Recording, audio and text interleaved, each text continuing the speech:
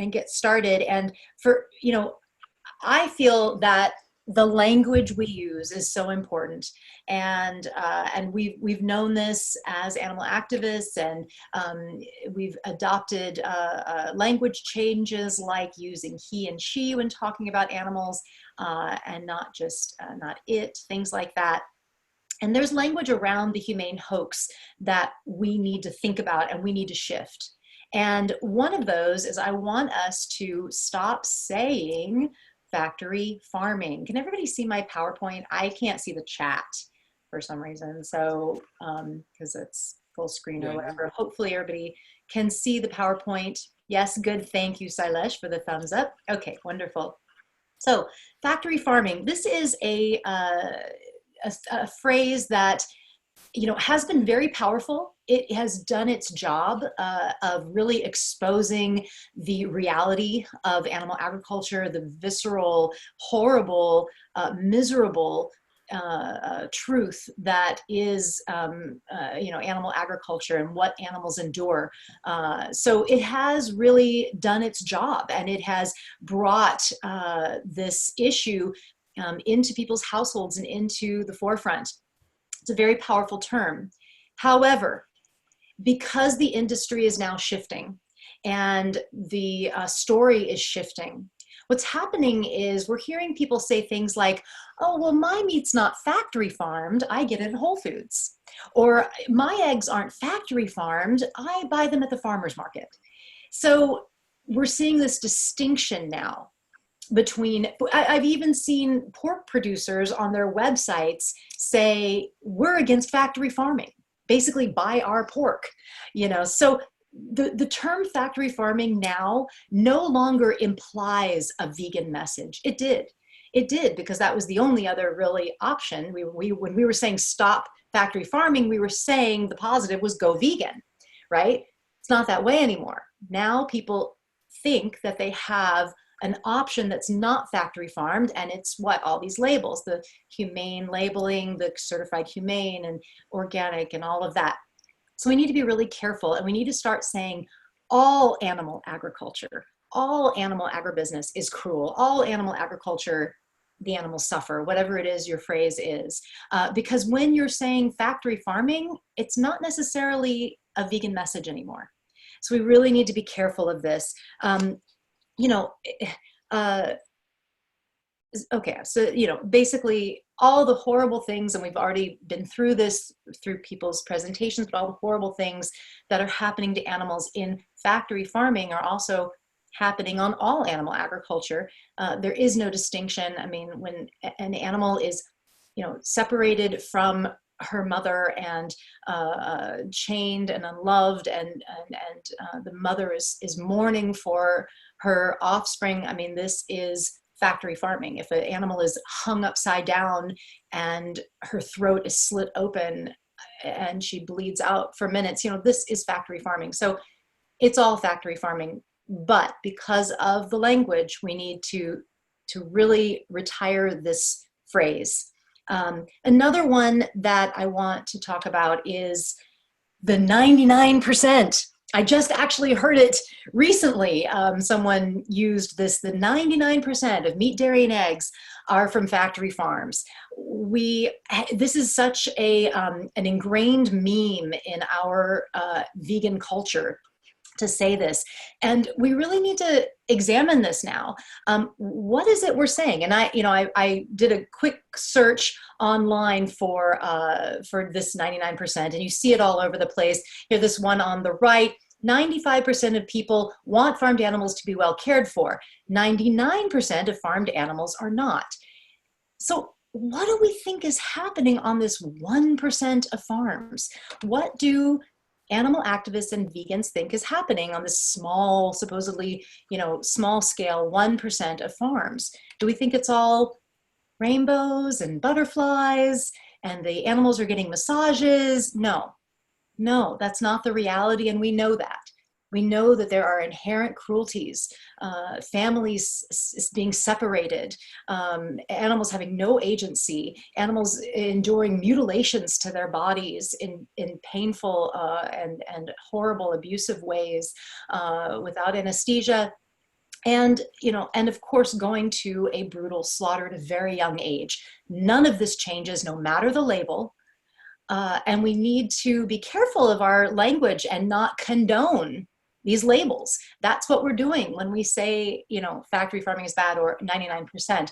We're condoning this humane labeling now. So we need to be very careful of that. Again, you need to say all animal agriculture is cruel or whatever it is we're saying.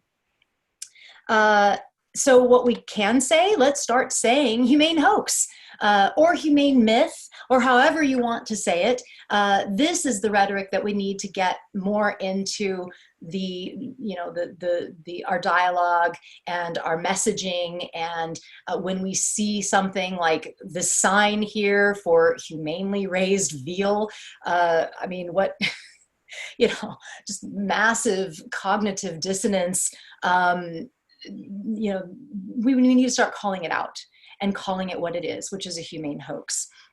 Okay, so that's what I wanted to say about language. Moving on, like I just said, calling out the humane hoax when you see it. If you see it in media, in a magazine or newspaper, online, maybe write a letter to that publication, post a comment, call it out for what it is. All the things that Lisa was talking about, the humane hoax in media.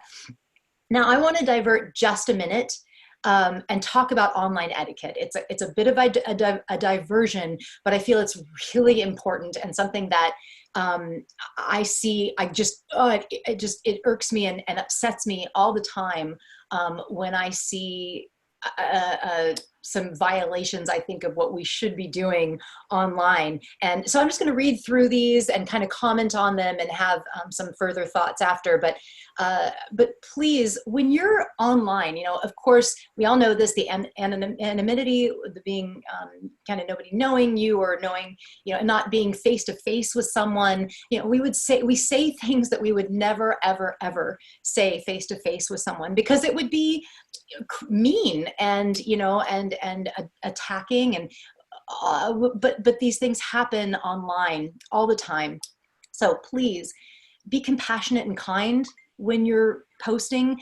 If you're agitated, like if you're somebody said something that just irritated you and you're typing it back, you're just, before you hit post, maybe take a breath, go and have something to eat in the kitchen, take a moment, and then come back and reread it and think, how can this be more diplomatic, more respectful, so it will be heard? Don't attack personally, stick to the issues.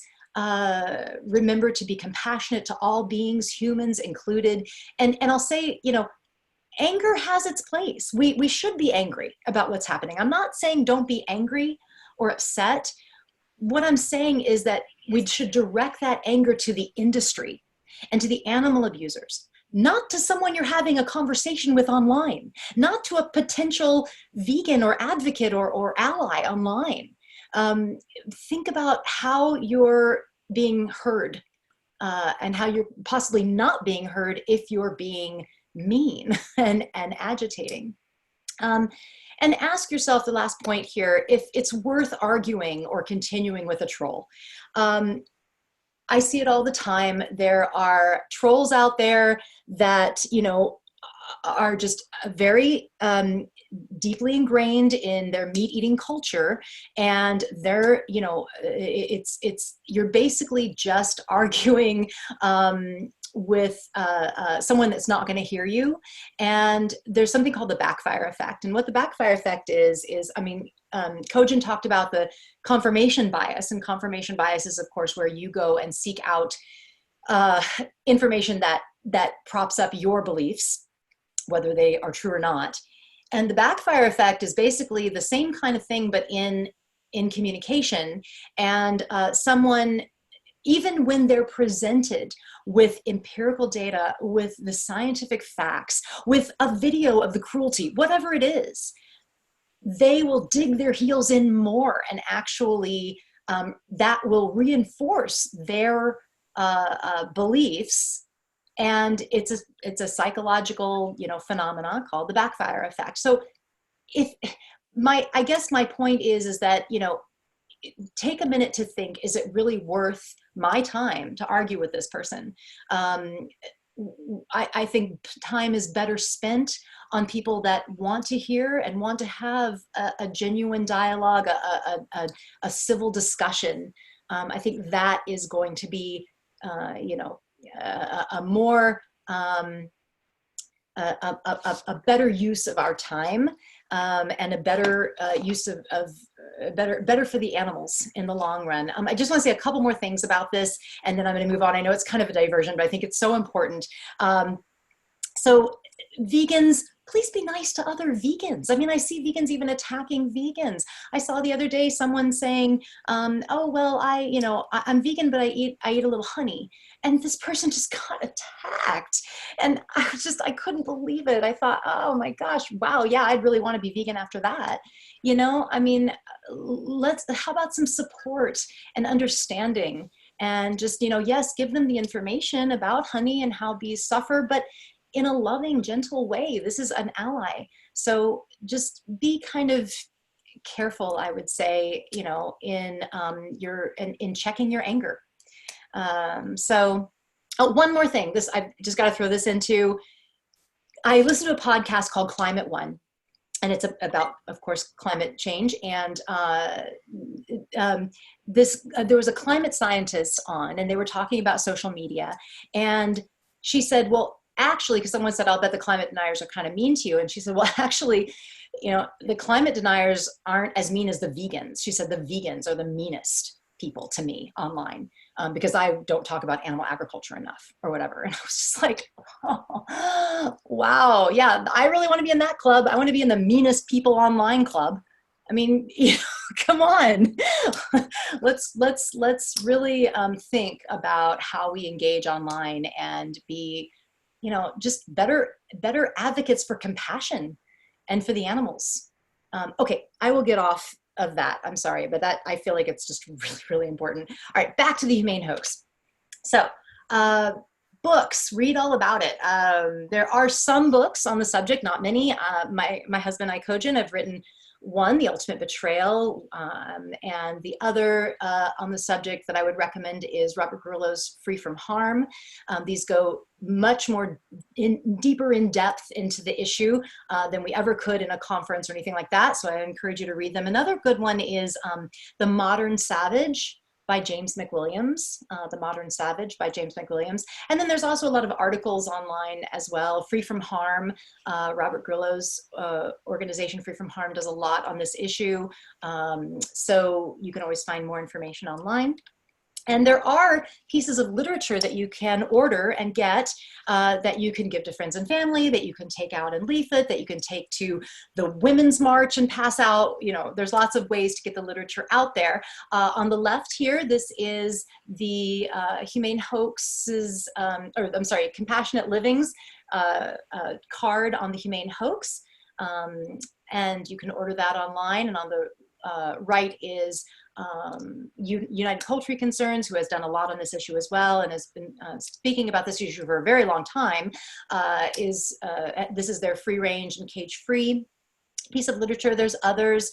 I mentioned United Poultry Concerns and Compassionate Living. A Well-Fed World also has their humanefacts.org, a lot of great information there, and I believe cards to order. Farm Sanctuary has a brochure called The Truth About Humane Meat, Dairy, and Eggs. So that's another one you can order. HumaneMyth.org has been around a long time. They kind of really launched the whole thing, and they still have some great information on there. Peaceful Prairie has some good information if you do /humane-myth, and they even have a downloadable poster. So if you have someplace you can put up a poster, but they have some literature that you can order as well. Okay. And incorporate the issues around the Humane Hoax into whatever activism you do, whether you're making memes online or you're, you know, targeting abusers or creating vegan literature, whatever it is, incorporate it into your activism. And I found just some memes that I thought were good. Over here on the left, you can see that they created a meme. I'll just read it. A new survey finds consumers want to know the animals they eat were treated humanely, but are confused by humane labels. Here's a helpful guide. nothing humane ever happens inside a slaughterhouse. I think this is a really clever one. And then someone took that bottom piece, that bottom quote, and then made the meme on the right, which I think is very powerful as well, because of course you can kind of see the graphic nature of the slaughterhouse. However, it's a bit hidden. I think they did a really good job of you know, having the graphic, but not too much. So these are some really great examples. Here's a few more. On the left, veganstreet.com. Vegan Street is awesome. They do some wonderful memes. Shout out to Marla in Chicago. Marla Rose, who does Vegan Street, does some amazing memes. They have a ton of memes, and I'd love her to do more humane hoax memes, please. But this was a good one on the environmental impacts. So that's another way. And then someone was kind enough to take one of my quotes from my book and created a meme here. So that's another thing that you could do, is take quotes from Robert's books, from other places, from Ashley Capps has done a lot of wonderful writing on this on Free From Harm, and other articles on Free From Harm can take just quotes and put them out there. That's a great way to do it if you can't think of what to say. Okay, some more ideas. So videos on a variety of humane hoax issues. We really need more videos out there on this. Unparalleled Suffering is a wonderful resource for this.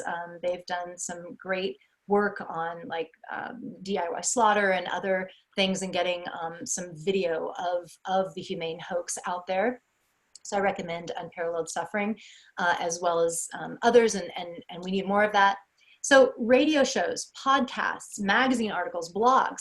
If you create any of this media, or if you are, if you read or watch any of this kind of media, maybe suggest to them that they do a show or a blog or whatever on the humane hoax. And maybe give them some ideas, or ask them to invite one of the speakers that we had today on their show to talk about it. So that's a great way that you can help. And targeting a local humane hoax entity. And I say with thoughtfulness and preparation. And the reason I say that is, if you're going to target a humane hoax entity, and what I mean by that is, of course, having your campaign around like Whole Foods, or a local small-scale slaughterhouse, or something like that. For instance, this is a picture of Lisa Soldavini. I'll give a shout out to Lisa. She's an amazing activist in Sonoma County. She's out leafleting weekly, and she has targeted a local butchery or whatever, large, it was a whole animal butcher, that's kind of what it's called Thistle Meats in Petaluma, California. And we've done some protests, and I've gone out with her. And what happens is that you get a whole different set of critiques and criticisms and feedbacks, and from the public, from media, when you target a humane hoax target. And what they will say is things like, well, why are you targeting them? They're doing better. They're trying to do good. Why aren't you down the street at the big slaughterhouse? Why aren't you at Safeway? So you have to really be able to articulate the humane hoax in half a sentence, and explain why you're there, and have literature that's specific to the humane hoax. So that's why I say with thoughtfulness and much preparation. So just be prepared for a new set of critique when you're targeting a humane hoax target. So really quick, I'll just wrap it up. I know our time is coming to an end, but please support us. Justin Van Cleek and I have kind of, we're growing this little humane hoax thing. There he is. Hi, Justin. Hey. We have our website, thehumanehoax.org. We have our Facebook page, and we both are incredibly busy doing a billion other things as well, with a billion other hats in the animal rights world. But we really do want to nurture this and make it grow. So if you have ideas for content or anything like that, please throw that in. One more quick plug, since it's wonderful to have the webinar and be all around the country. But since we do want to come together sometimes and actually see each other's faces, if you are in Northern California, please come to the Conscious Eating Conference, February 29th in Berkeley, California. Just wanted to give that plug to UPC's conference. I'll go back to this slide since we'll just end here, and I will see if there are any questions or thoughts or ideas. I can't see the chat, so if anyone wants to pipe in, Justin or Sailesh. Yeah, there weren't any questions. Somebody did pose a question about taking any lawsuits about Humane Hoax, like fraudulent labeling claims and that sort of stuff. Kelsey, who presented last week, I believe, did address some of that. So if you're interested in kind of the legal angle of it, I would stay tuned to our website and Facebook page, and we will post her presentation video in the coming days. Yeah, Kelsey from Animal Legal Defense Fund had an amazing presentation, yes. And we'll add that to today's presentations when we post them. So that's all around they're doing numerous lawsuits against dairy and other entities for fraudulent labeling, basically, or consumer fraud around this issue. Yeah.